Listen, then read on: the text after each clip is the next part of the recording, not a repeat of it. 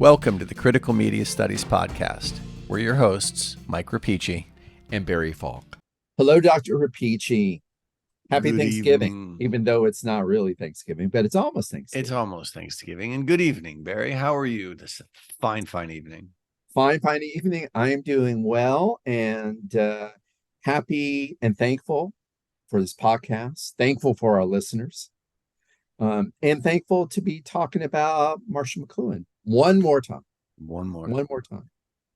Yeah, so tonight we're going to pick up where we left off last time and finish up his book, The Medium is the Mass Age.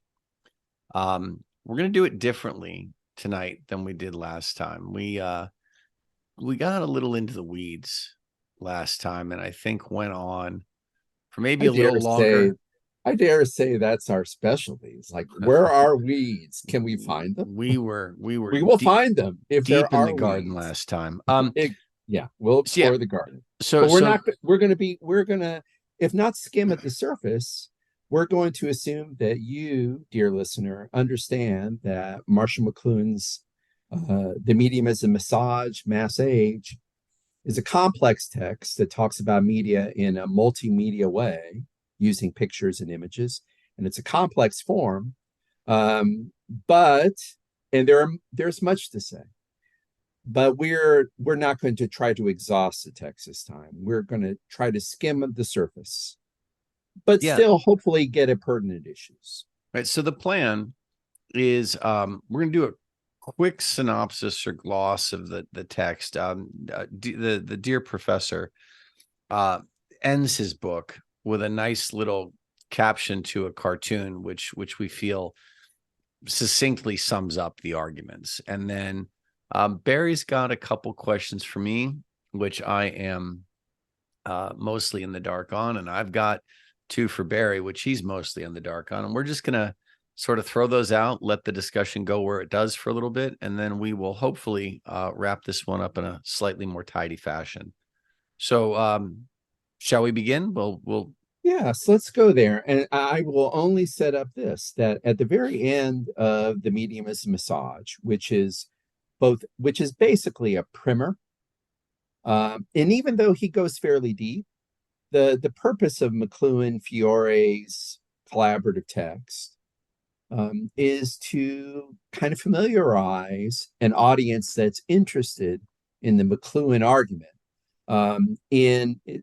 to give them a further background in the new field of media studies, and to explore some things, but basically keep it light. So he's trying to speak to a mass audience, entertain them, but also instruct them. And at the very end, we have a reproduction of a cartoon with a caption in which a young person, and I notice, let me just set the stage, and I want Dr. Rapici to read the text, but I just want to briefly describe the picture to set the scene for our listeners. There is a younger man speaking to an older man who is holding a book. I would say, Dr. Rapici, would you agree with me, that the older man might be holding the book in his lap rather defensively? Like there is a kind of, he's holding on rather defensively to his old media object, the text. Now I'm going to continue to describe it. And this older man is being addressed perhaps by his son, certainly by a younger person. Yeah, you see dad. It's his son. Oh, that's right. So you see dad. So father and son. The son is a slightly bedraggled, slightly slightly long hair, slightly, what do you call when you don't comb your hair? There's a word for it, Michael, I think. Messy hair, slightly messy hair. Those of us with less hair, I don't have that problem. So, and God knows I don't. But anyway, slightly messy hair.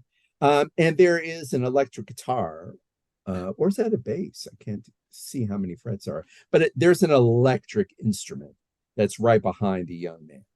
And the young man is in the posture, and I should also mention, The discussion is taking place in the study, and there are tons of books in the background.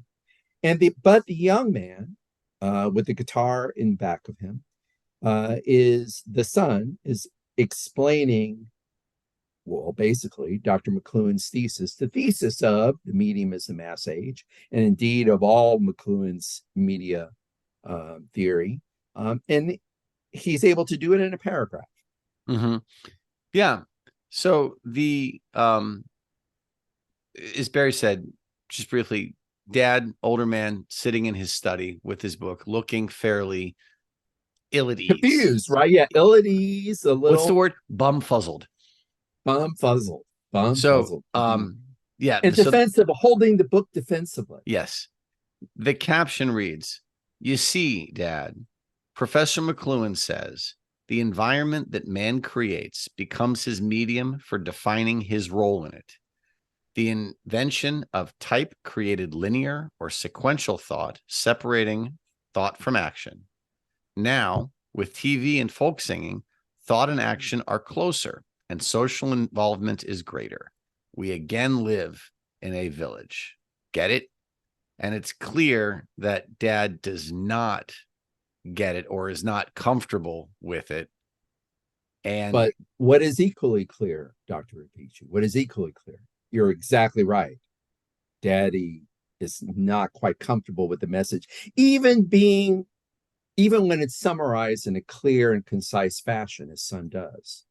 But while Dad is not so heartened to hear the new gospel, what do we know? And that's obvious from the picture. What seems to be obvious, I think, from the caption, equally obvious from the picture. You're looking at me quizzical, so I'll tell you the answer. It's not meant to be a quiz. Seems like the younger man is very comfortable. Oh, yes. With the message, yeah, right. Yes, very comfortable with the message. So comfortable that he can just summarize it in 3 sentences. Well, and I think that the reason for that, and I think the reason McLuhan probably saw this as like, oh, jackpot, here we go, right, is because at the core of this, right, if the medium is the massage or the massage or the message, depending on where you want to put your emphasis here,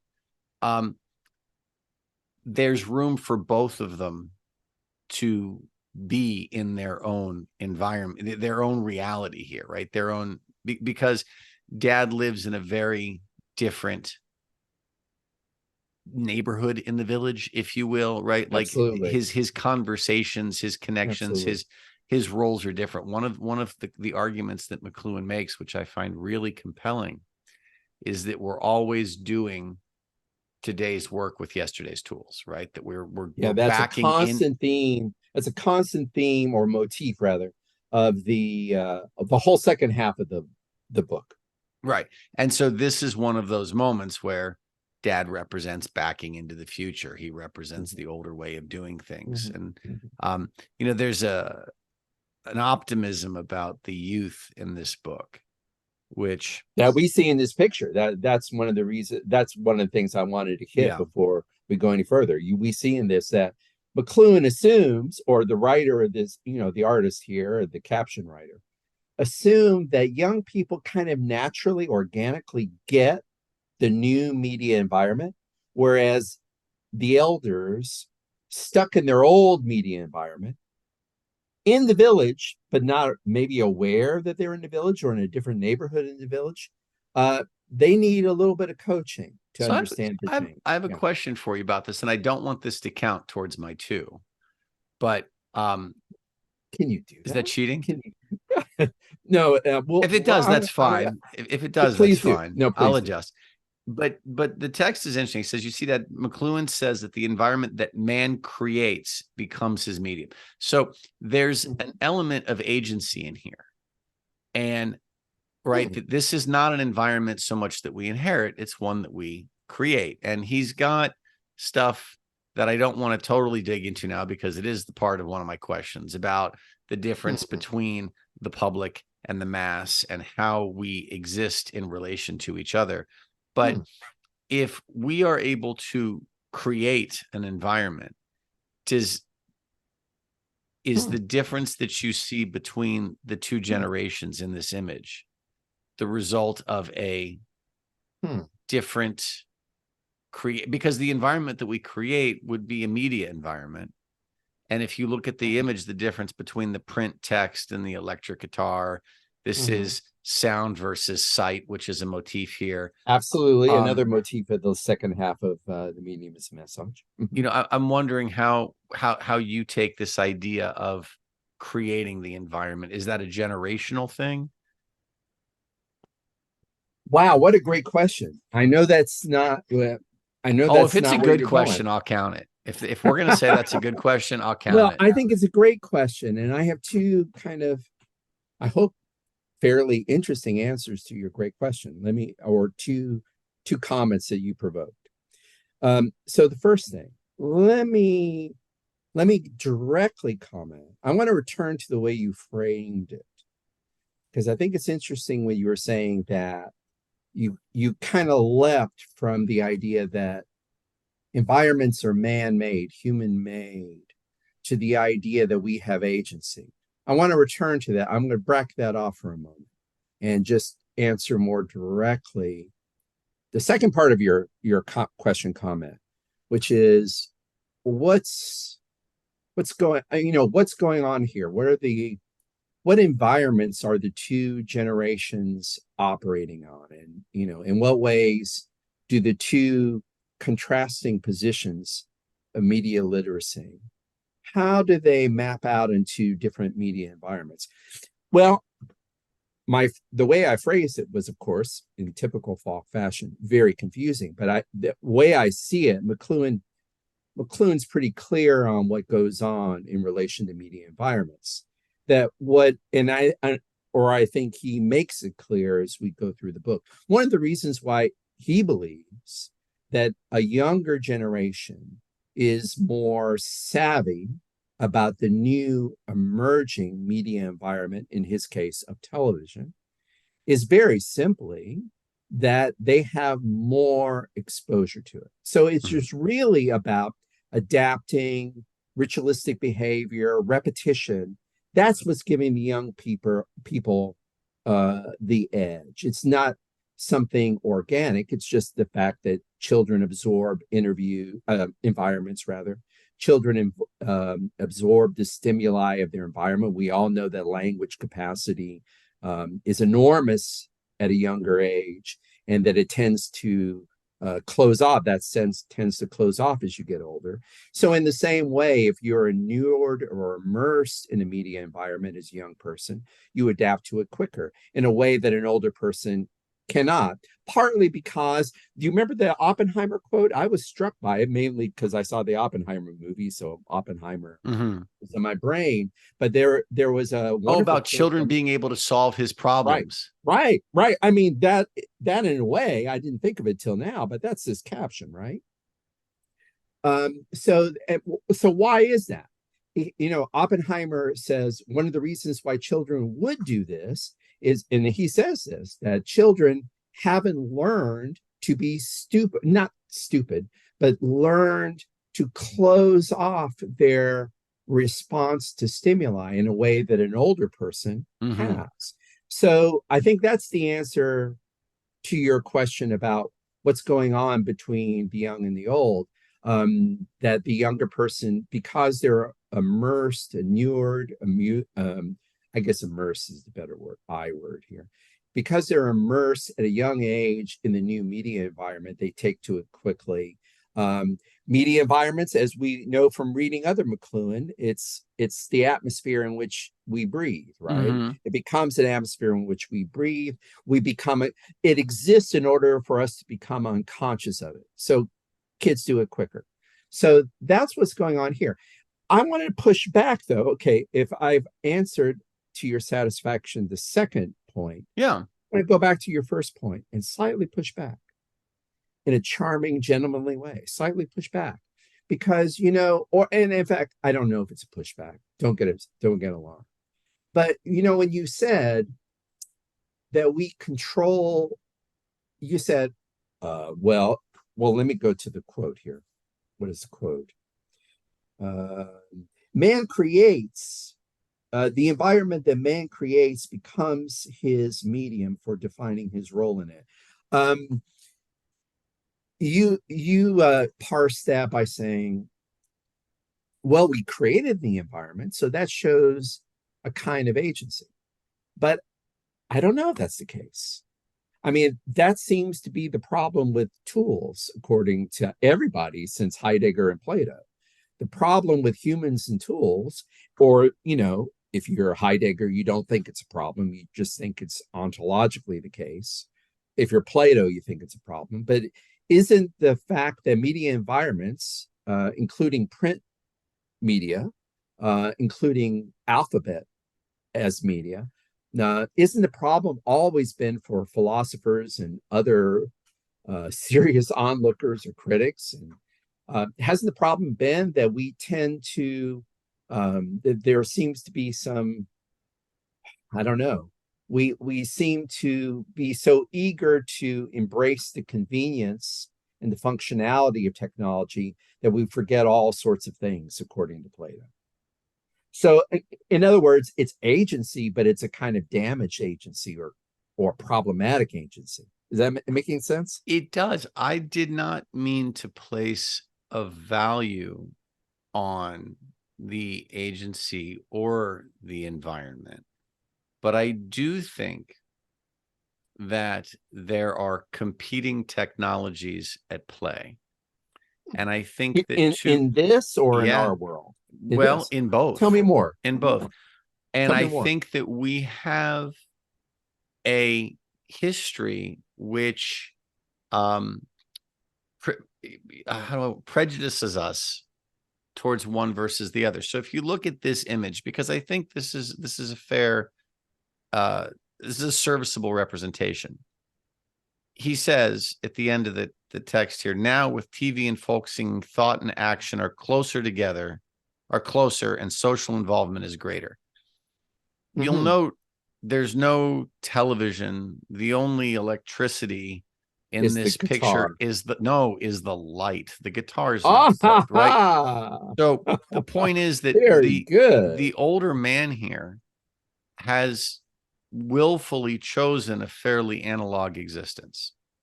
And I know people like this. I know, you know, I won't name names, but I know, some older folks who really bristle at the idea of email and, oh, you go work the internet for me. I don't want to deal with it, and then you got younger kids who are just dripping and oozing with their digital self. Mhm. So, I think it's interesting, for example, that the young man in this has to say that, hey, Mhm. with TV and folksing, thought and action are closer and social involvement is greater, to someone who, from the looks of it, has not a whole lot to do with TV or folksing.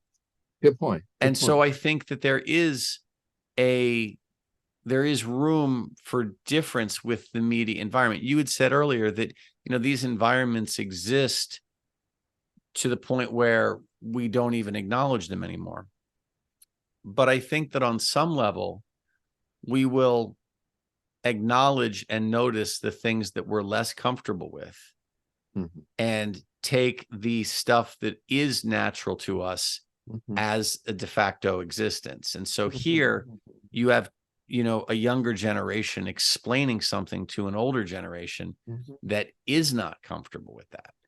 Mm. And that's why I asked the question. I wonder if there is such a thing as, like, you know, can't, yes, we all exist in the same environments, right? Whether you choose to acknowledge the internet or artificial intelligence or streaming Okay. music or the algorithm or whatever, your acknowledgement is not necessary for it to exist or to Right. exert certain forces or certain things upon you.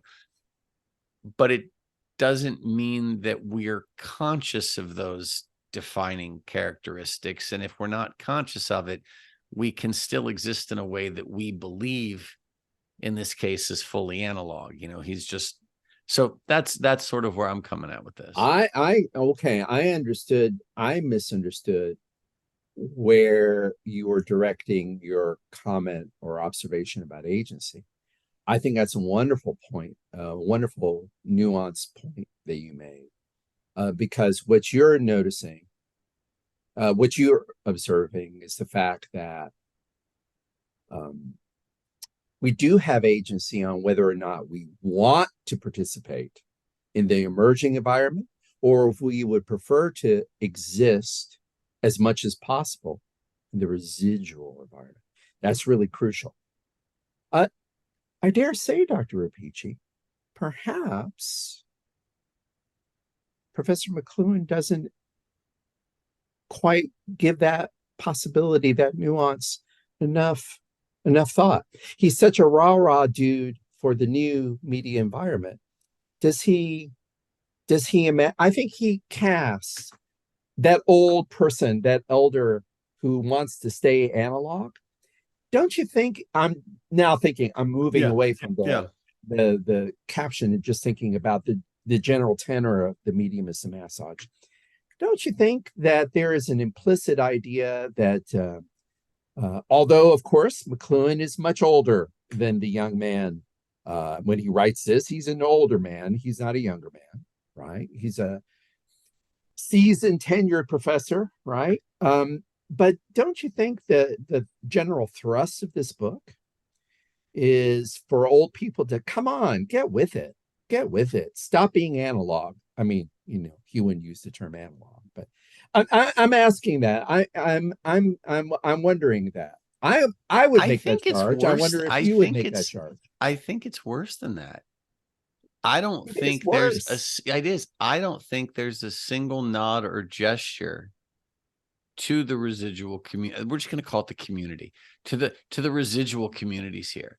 I think this is written solely for the new media generation. I think that and so to your point, I think that he pretty much just ignores any idea. Wow. I didn't expect that strong an answer, but I was kind of headed in that direction. I do feel the thrust, the general tone of You know this. why? Not to be a McLuhan apologist here. We're fans, but I think that he sees the media environment, especially television, as being, or excuse me, the environment is being so heavily defined by television. Yes. And television being such a presence in the home that for him, it doesn't make sense to try and identify or, make room for a community that wouldn't sit in the living room and watch it. You're right. I think you hit it. He does feel that television is. So I think for him, the percentage of the population that will sit in the study and read while everybody watches TV is insignificant. And he feels television is the real game changer, is a total game changer. How about we pivot from this? And I'm just going to ask you one question, just in the interest of time. You can ask me two. Because I think your two are related. I'll bundle mine. You can bundle yours. I am just going to drop one and ask you the first question because it's directly related to the subject we've already entangled or already moved into. So, Dr. Rapici, here's my large overarching question for you, or my general question for you. And I want you in your answer for 40 points. A proper answer is going to try to represent to our dear listeners the thrust of the arguments in the last sections of the book. Okay, so here's my question. According to the final section, the final half of the medium is the massage, what is the future of education? What should be, I'm sorry, let me rephrase that.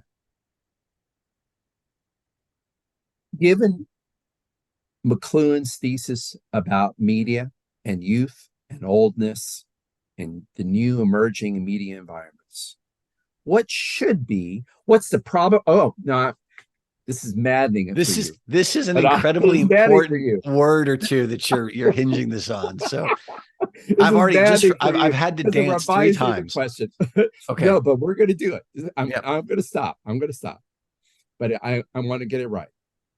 Oh, it's a 2-part question. I turned it into a 2-part question, but they're small parts. Number one, what's the problem with education right now? You have to answer that. But Okay. then I want you to segue from what's the problem with education that Right. McLuhan feels that education is having at the moment? What's the problem? And then I'll ask my unadulterated, what my original question, which was, what should be the future of education? Okay, that's it. Stop Okay. it. So I think that McLuhan is saying that the problem that we have with education Yeah. is, as we've talked about already, we're using yesterday's tools for today's problems. And I believe he talked about this in the first part, which we did last episode, where he likens education to a factory. And Yes. so Yes. Very good. so the problem with education now is that we are operating by a set curriculum that forces educators and students alike into preformed roles with predetermined answers, that we are doing memorization as opposed to And rote investigation. learning based on book learning. Yeah. So the right. the idea here is that we're not, I think he would say that the problem is that we're not learning, we're memorizing. And so Right. the education system is teaching. If we go back to your bit, your referencing of the Oppenheimer quote, the spirit of that is that these kids have not yet learned to close themselves off. I think that McLuhan would argue that education is a process of closing ourselves off and shutting out the creativity, for the sake of being able to, regurgitate stats and figures. What you got? How did I do? Wonderful. No, you did wonderfully. Um, I wanted to hear you, but I'm going to partly help you. Mm-hmm. I wanted to hear more about the second part of the question is what should the future be? But I'm Well, going to help you. I'm going to I help you wanted to do that. pause on that for. I wanted to pause on the future bit just to make sure that we're on terra firma here, that we're both on the same place with the Oh, problem. Because we're definitely in okay, agreement. so I have a Did you want to question say for you. something? Oh, Well, I have a okay. question for you. I want a little clarification on Sure. what the future of education looks like. I think you said, what should the future of education be, according to McLuhan? Yes. Uh-huh. This is according to McLuhan, right? This is not is what has the future of education become? No. Oh, It is not. because that's a very No. dark No. and I'm no. I'm keeping it within the text here. right. So I So think what's that his problem, and then what does he think it needs to shift to, and why? And I think you explained why, what the problem is and why there should be a shift. I wanted to read this from page 101. so I have I'm it. only long. I too found the text. The line that I actually You want to singled read out it? was on page Sure. 100, Yeah, where sure. he says education must shift from There you go. instruction, from imposing of stencils, to discovery, to probing and exploration, and to the recognition of the language of forms. And then he continues, the teaching represents an attempt to shift education from instruction to discovery, from Yes, that's a brainwashing crucial students line. to brainwashing instructors. That's a crucial line. Let me add one more to it in the paragraph that just follows that on page 101. The teach-in represents a creative effort switching the educational process from packaging, that's the rote form, to Mm-hmm. discovery. Mm-hmm. So in a word, I think what he wants is something more like television. For him, television is the ultimate participatory Yes. medium. So And so what he wants is shift from repetition and isolation to something that is collaborative and participatory. right. So basically, what he's arguing for is what we called the flipped classroom about 10 years ago, right? How we were supposed to are you familiar with this idea of flipping the classroom? No, I don't. Yeah, this was a No. big thing about, I don't know, 8-10 years ago, where we're going to flip the classroom. The idea was that You wouldn't lecture. There were no lectures in the classroom anymore. That was Oh, done. That oh. classroom should be this area of discovery Discovery where space. Yeah, students yeah. come and they think, and they lead the questions, and you are supposed to, I guess, form, basically be the equivalent of like bumpers in bowling, right? Where you try and keep the thing focused, but students pursue what they're interested in, and Sure. almost like a Montessori kind of model for higher education. I think you're very right to say that, because I think what he seems to be rediscovering here, or repackaging, is basically progressive ideas, and ideas about progressive child-centered education that really kind of go back to Montessori and to backwards to Rousseau and to other educational theorists, in the 19th century, let alone the 20th century. Yeah, So absolutely. I looked this up. This is from Wikipedia. They say a flipped classroom is an instructional strategy and a type of blended learning which aims to increase student engagement learning by having pupils complete readings at home and work on live problem solving during class time. The pedagogical style moves activities, including those that may have traditionally been considered homework, into the classroom. So the idea Wonderful. is Okay. you flip it around. So I think that's what he envisions as Mhm, an ideal mhm, future. mhm, Um, mhm. I don't think it worked out that way, but I think that might be a different discussion. Well, I'm going to ask you here. We're going to be totally transparent. We're going to have Mm-hmm. a transparent moment in the podcast. Transparency. Uh, so, Dr. Apici, do you want to? Shall we shift?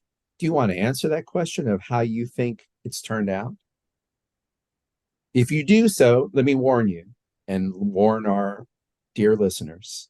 Probably is going to take up the rest of the episode. Um, no, Do we want to go there, or do we want to no, I have a to question. stick I to want to plan? ask my question of you. I will say that I think his idea was good and well intentioned, but Mhm. ignored the forces of capitalism. Um, and Oh, do tell. Okay, all right. We will. We will. I showed you the road out of here. You don't want to take it, but let's at least go fairly down. Please tell me more. How did capitalism mess this up? well, so I'm looking at the K through 12 rather than college, right? But at the same time, the problem with K through 12 has got its hooks into higher education as well. And that Okay. is Yeah. the publishers set curriculum. The teachers are given very, very, Little very thin autonomy. margins to Yeah. which, with Yeah. which they can Yeah. diverge from that. Yeah. It's quite frankly, it's terrifying because we've gotten to a point where teachers can get themselves into quite a bit of trouble, as in, thanks, you don't work here anymore, if you deviate from the curriculum at all. At all. Right. And as McLuhan points out, right, and I think that it's not too hard to see how this could be a problem. When you have a very rigid curriculum, you are not able to deviate from a plan in order to address emerging issues for better or for worse, right? You can't answer certain questions that something like a flipped classroom might seek to promote. So I think we went off the rails on that one. And then, and I'd be curious for your response to this. I know that every single semester, I get phone calls and emails from book reps from all the major publishers saying, hey, we'd love to talk to you about what we've got. Look at all the fantastic supplemental materials we have. You don't even need to think to teach your course. Here's 16 weeks worth of lesson plans. Here's 16 weeks worth of activities. Here's 16 weeks worth of quizzes. We've got the test banks already built in. You literally just need a pulse You need if to you were buy to do into a this. plan. Once you buy into the plan, your pedagogy is set. Yeah. All you got And to do is make that decision for Jesus and accept the plan. I mean, do you get Accept the that? plan. Do you get Yeah. that? Yes. We're the only thing that might be a little different from you, but maybe not that different from you, but it is different from high school, is that there is still the ability to say no Oh, I and don't. to Yes, no, really, I'm not. I yeah, fortunately, I don't. I don't work in a high school, so I'm yeah, free to yeah, step out and do yeah, what I want. But yeah, yeah, it's tough sledding because I know for me, the college will say, well, here, I can do what you can do what you want, but all adjunct instructors must follow this yeah, because right, again, right, right, in the right, name of let's call it what it is, right? Quality control. We right, have to make sure we're meeting a minimum right, standard, and right. that's tricky. Well, I'll tell you what. I want you to ask your question in the interest of time, but allow me, if I may. And I'm looking at the clock here. I don't want to go too long. I'm not gonna try not. I'll try to keep this under control. But I'm going to say my general criticism of the McLuhan-esque take on education, the problem, and how to fix it, in specific relation to some of the things you've been saying. I think my general problem with the McLuhan thesis about education, what the problem is and how to fix it, is that he is undialectical. And by that, I mean this. He assumes there is a little bit of a messianic um, tinge or flavor to his embrace of the new media environment and therefore of youth participation in the new media environment. And it's undialectical because he assumes that this dialectics means you got to have two in order to make three. Mm-hmm. You can't just focus on one element as a solution. I think my criticism of the dear professor would be that in the case of education, and it may be why education has morphed in ways that he could not have anticipated and I think would have feared and criticized. I do think that he's thinking about it non-dialectically, undialectically, and that's simply in that he simply at places I would criticize him or fault him for thinking that here's this new media environment. Television is the new media environment. It's participatory. Young people get it.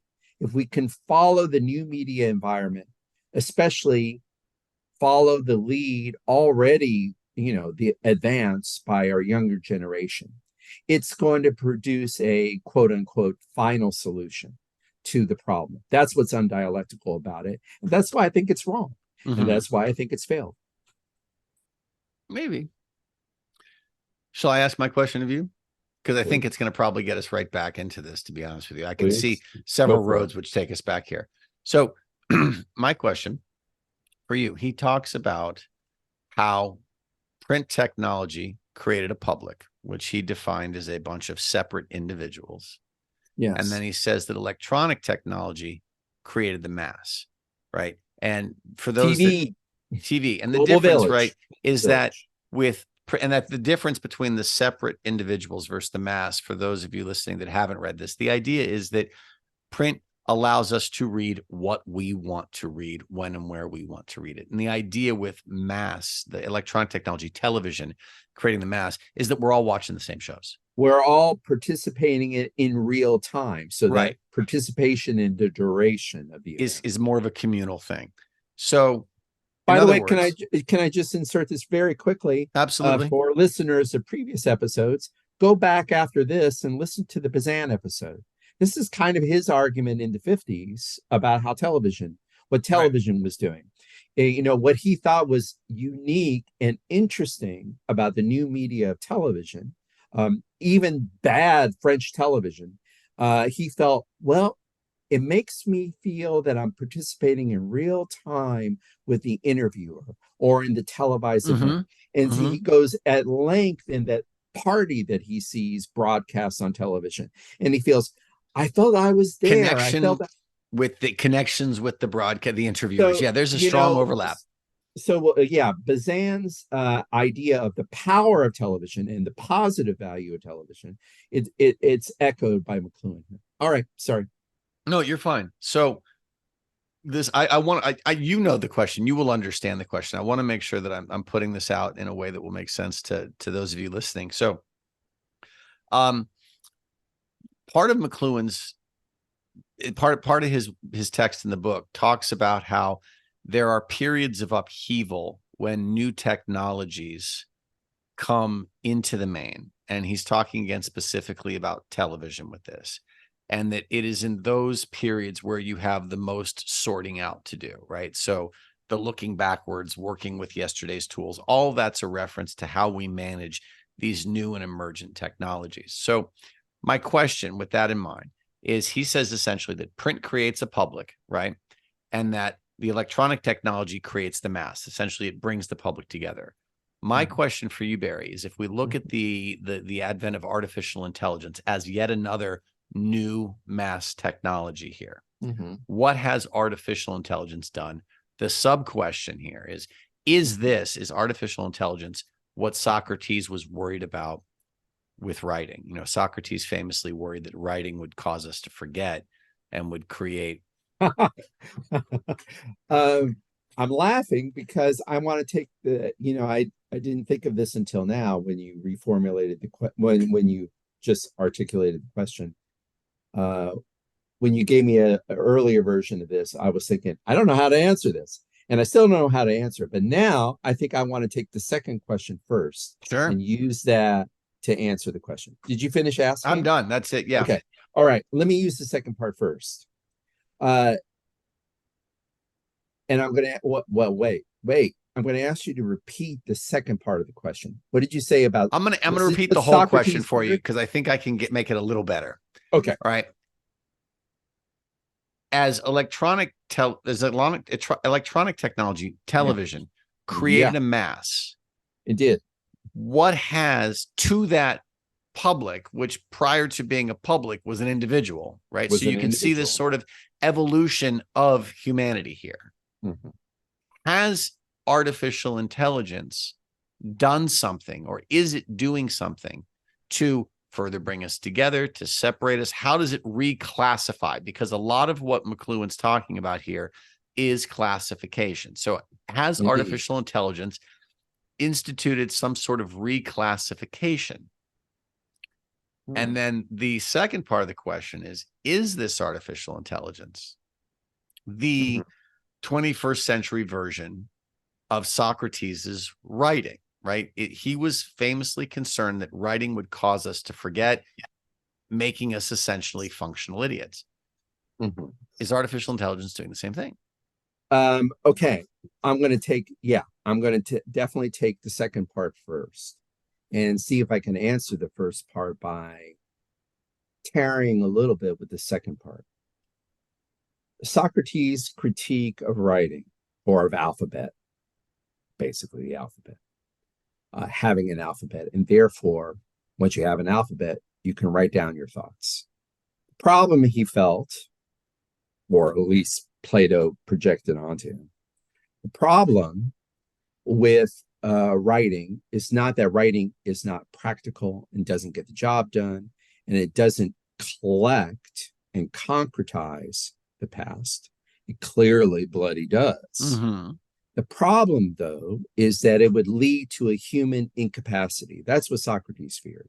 And the human incapacity that he feared would be augmented or created or elevated was an incapacity or a failing in memory. That the more we write, the more we would forget. And the danger of forgetting is that it doesn't matter whether, that everything, stuff worth forgetting and stuff that's too important to forget would nonetheless, everything would be lost into it, everything would fall into a vacuum. Because once we write down everything, once everything gets funneled into the new medium, there's going to be a kind of amnesia, collective amnesia that's the result of it. Well, what can I say? ChatGPT does this to a greater extent than Socrates, Plato, or any Greek person could ever have feared. In fact, I would say this. Here's my experience of ChatGPT papers. plagiarized papers. Mm-hmm. Hasn't happened to me, but Are you coincidentally, are you well, sure? I'm sure it. No, I well, here's the thing, Dr. Apici. I kind of feel, and my anecdote kind of backs this up. I was about to say, so far, yeah, I do think I can tell a chat GPT paper. I'm going to rely now. I'm not going to name the person, but I had an anecdote last week that was sparked by a book that we were going to talk about. I'm going to be discursive here, and so I'm looking at the clocks, and so shut Mm-hmm, me up mm-hmm. if I go too long. But this is all an answer to your question about what's at stake in ChatGPT and how does it work as a pharmacon or whatever. I'm trying to make the argument. I'm going to give you an anecdote now based on someone else's experience that kind of makes the case that it accelerates the problems of human incapacity that Socrates feared. Okay, here's the anecdote. Spurred by a discussion of Clara and the Sun, which is a book that I think Michael and I will be talking about by Kazuo Ishiguro. We'll be talking about it in the podcast soon. Which features an AF, an artificial friend. I had a very gifted undergraduate student who came to me after class and said, and this we do this at my university. We have what we call freshman breakout groups, and these Mm-hmm. freshman breakout groups or introduction to the university experience are taught by upperclassmen, right? And so this student is teaching a freshman class, and she found a plagiarized paper. And here was her experience of ChatGPT. And I have to say, I've had the same experience with ChatGPT. Again, I haven't noticed it in my papers, but now I'm going to sort of hew closely to the anecdote. The anecdote was this. My student who was teaching this class got an example of ChatGPT writing. She knew it immediately that it was ChatGPT writing. And I said, and I said, how did you know? And she said, that was a leading question because I knew how she knew. It's the same way I know. It reads like the internet wrote.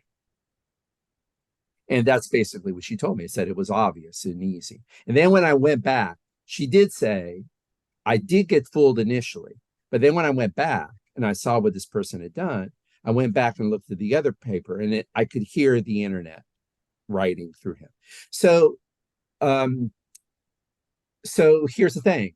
What we have in general with ChatGPT, that's not that it's effect. Okay, I can see it. My student could see it. But now I'm going to sort of try to move directly to your question. What I think is happening with ChatGPT writing, original writing, is that the internet is doing our writing for us. And I don't know if my student said this or if this was another conversation, but it was really brilliant. I'd like to think my student said this because it is a brilliant student, but and I'll credit it to her. But there was a brilliant characterization of ChatGPT writing. It's as if um, the words are writing themselves, and Mm-hmm. ChatGPT writers are using word. Oh, Michael, this was you who made the brilliant observation.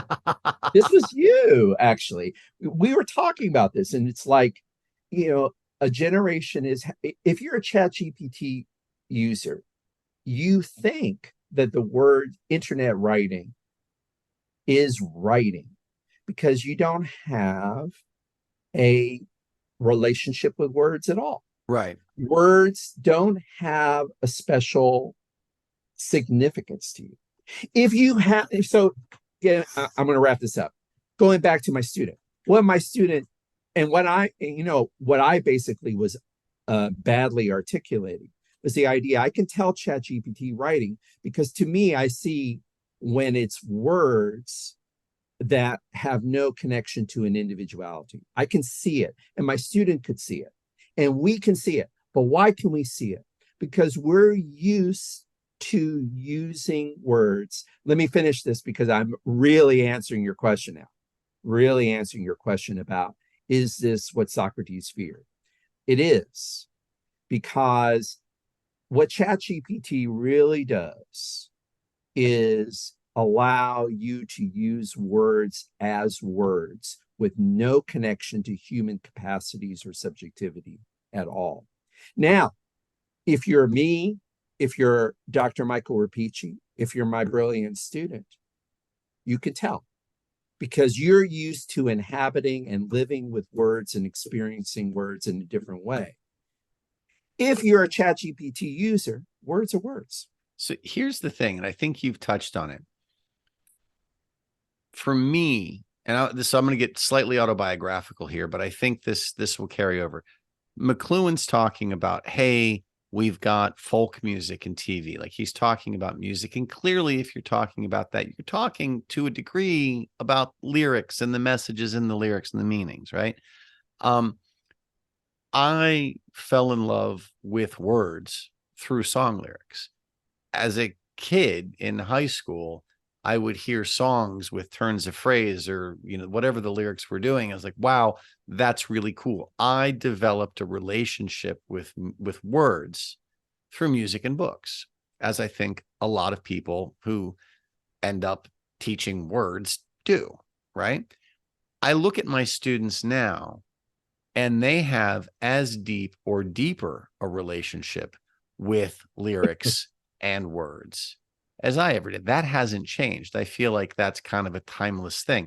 If you want proof of this, look at our girl, Taylor Swift here, right? Who's writing a billion songs about breakup and love gone wrong and everything else. And they resonate, by God. People feel like she's talking to them. So my point is that love of words is still there and alive. Oh, yeah. What I fear, and I think that Socrates was worried. Yeah, I just lumped myself into the same boat as Socrates, by the way. I'm going to step away from that for a minute. I think Socrates was concerned that writing would cause our ability to remember to deteriorate. It would atrophy. Apathy, right? Or atrophy, excuse me. Yeah. Okay. Yeah. That we wouldn't have a need for it. What I look at with all of this artificial intelligence writing is that it is not creating so much an atrophy for words in the instrument. It's creating apathy. And I think that what's happening is students are looking at this as an ability to write stuff that they don't care about quickly.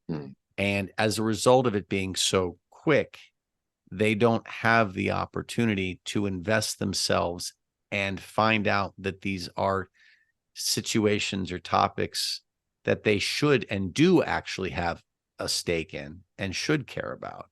And so you can sit there and listen to your favorite songs 1,000 times and immerse yourself in the lyrics, but this is like the shortcut to just, oh, I know what the album says. I don't have to actually listen to it. Like, we are cutting off language in a place where we really should be nurturing it. And so what's happening is there's a divide, I feel, that's taking place between academic words and, I don't know, I'll just go with songs, right? Like there's a space, and that we're not learning that there's an overlap. And so part of what McLuhan was talking about with flipping the classroom, right, and letting this be a place of invention and investigation, I feel it's really getting in the way there. And that's scary. So I don't know that it's so much that, like, we don't, but it's interesting because I don't think that it's we don't care about words. I think that it's like it's just enable us to demonize, like, oh, this is a paper assignment. I don't have to do this thing. Yeah, you're right, though. It's tricky. And, I would say this. I have to say, and I'm sure things are going to change, and I probably don't have, I may be overestimating my ability to catch plagiarism. And maybe that's going to but I'm going to nonetheless make this statement. Right now I was telling you this, I'm having a wonderful time with my undergraduate classes. And one of the reasons why is because I don't think many of these students are at all tempted to do, and this, I am teaching, Yeah. a kind of upper level class. So it's a different kind of student demographic than, say, a freshman demographic, which my student was dealing with. But I just don't think they're that tempted You know, by this, to enter into this world, because they already have this experience you're talking about. I think that there are some for whom Chat GPT offers very little, Very little, and right? that's great. But I too thought, no, I would catch this, I would notice this. And I Mhm. did an interesting thing where I'll have them write first draft of something, or just sort of a Mhm. little thought piece in class, Mhm. and then have them come back a week later having thought about it. And either my students are doing some profoundly impressive revising at home, or they're Or they're using doing some artificial intelligence. Yeah. massive, yeah. And because there's such a massive gap in content and focus and tone. And I strongly doubt that they're Mhm. spending the time that would be necessary to To create that on their own. revise. So Yeah, I don't yeah, know. I mean, I I could be got you. cynical and cranky, but yeah, that was my Well, question Michael, as a twofer. huh? That was my question as a twofer. Well, I think we should wrap this up, but I worry that, and maybe this is our comment. I mean, obviously, we need to A, wrap this up, but also B, bring it right back to McLuhan. And I'm wondering how. So let me throw it to you. Um, is it an unfair question? I'm trying to formulate a concluding question. Do you think it's an unfair question to ask? Um, what have current subsequent developments done to McLuhan's theories on education and media? Well, I think in many ways, and we've just been talking about it for the last 20 minutes, I think they've proven them right. Um, you know, the we're doing today's work with yesterday's tools.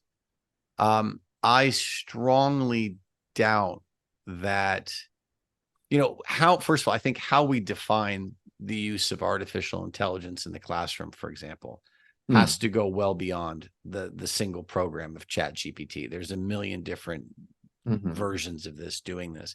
And I Mm-hmm. think that it would be probably wrong to assume that students aren't using this, right? You go Mm-hmm. back and you say, well, at what point does Google become a part of this discussion? At what Mm-hmm. point does just the internet in general become a part of Right. this discussion? It has been a part of this, and we're still. I'll speak for myself. I'm still trying to find ways to navigate my job to facilitate meaningful education Mm-hmm. in a world where these tools, to my understanding, and I'm probably the old guy in his chair with his book looking terrified at my kid explaining to me how the medium is the mass age here, Mm-hmm. right? But trying to find a way to navigate education in meaningful ways with Mm-hmm. these tools. So I think Mm-hmm. we're always one step behind. And um, there's people I remember very clearly when this became a thing. A lot of people like, oh my God, this is the end of us. This is the end of us. And I don't think the sky is falling. I think that we're just always playing from behind, though. Although, but I think that's a point of difference. What you just described, even though that is McLuhan saying, we're always, a step behind. We're always using the residual framework to situate the new experience or the new media environment. That's McLuhan. But I think on the subject of education, at least, I'm going to get back to my point about him being kind of disappointingly non-dialectical. That I think he expected it to stop at the notion of participation, tribal, global village. Everybody is going to be collectively engaged in the new medium. I think that's wrong. So I Do you, guess he was half right. do you think so, though? I mean, how can you say the medium is the mass age and say, Mm-hmm. well, TV, we're here, folks. This Mm-hmm. is it. Like, do you really think that was it? Do you think he wasn't looking beyond that? Well, because he's talking, he's let me answer that question with a question for you. Isn't television important in the new paradigm because it partakes of, or it creates the new participatory subject of education or mode of education that we all need to move to? sure. So, and aren't all our examples of contemporary education that we've been drawing on, we've been noticing a kind of return to individuation, i.e., I'm going to game the situation by using technology to get through the day and just do the assignment. That sounds like a different kind. What we've done, what the student, I mean, or maybe I'm seeing it differently from you, but I think what we've been describing is the opposite of participation. Yeah, What I feel like we've been describing is, yeah, okay. I feel like we've reverted back to the public and away from the mass. Yeah, exactly. So isn't he wrong? I think he felt that the participation was the end of education. Well, that or has the new era of television become the old era in the face of the new era of the internet? And is the new era of the internet becoming the older era of the television in the face of the new era of artificial intelligence? I'm going to return to non-dialectical, which you just did. Right. You gave a dialectical answer. I'm on your side. Yeah, no, I don't know. I don't know if he gets there. But I think that I think that his argument about, hey, so the problem with this maybe is the fact that education is one of those phenomenally rare institutions that moves at such an incredibly slow pace in terms of evolution and its ability to keep up, right? That the educational system that he was talking about in the 60s doesn't look very different than the educational system we've got now. And so it could be that his model still holds while 3 generations of technology have passed us by. You know what? And that is the word "and." But let me pick up something you said earlier. When you were describing the flipped classroom and you were saying it's 10 years old, I was thinking that's 10 years old. In a way, that's what he was wanting in the 1960s. So we're only getting at that in 2010. We're only getting there. Yeah. That's a good place to end. That's a great place to end. Barry, as always, it's been a lot of fun. Have a wonderful Thanksgiving. And to all you listening, I hope that, by the time you hear this, it won't be. I hope you had a wonderful Thanksgiving. Right. That's right. It will just be a day after, right? That's it. Okay, so enjoy yourselves. Be well, be safe. And Barry, I'll talk to you soon.